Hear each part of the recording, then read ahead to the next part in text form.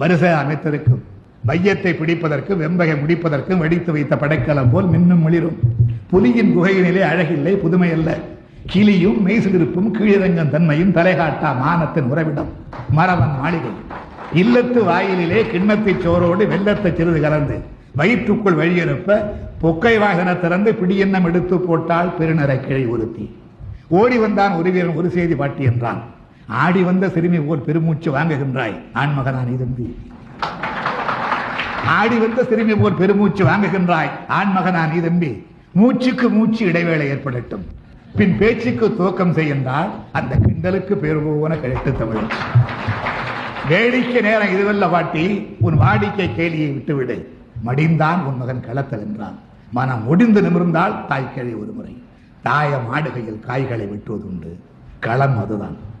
தாயம் ஆடுகையில் காய்களை வெட்டுவதுண்டு, களம் அதுதான். காயம் மார்பிலா முதுகிலா என்றான். முதுகில் என்றான். கிழவி துடித்தனள், இதயம் வெடித்தனள், வாழை எடுத்தனள்.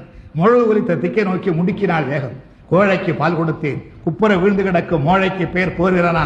முன்பொரு நாள் பாய்ந்து வந்த ஈட்டிக்கு பதில் சொல்ல மார்பை காட்டி சாய்ந்து கிடந்தாரின் சாகாத கண்ணாளன்.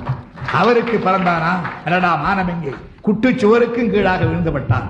இமய வரம்பினிலே வீரம் சிரிக்கும், இங்கு வீண நிரம்பினிலே இசை துதிக்கும். அதுவும் மானம் மானமென்றே முழக்கம். ஏடா மரத்தமிழ் குடியிலே மாசு தூவி விட்டாய், தின்று கொடுத்தாய், தீர்வாய்ந்த தோள்கள் எங்கே? தினவெடுக்கவில்லையோ அந்தோ என்று கதறினாள்.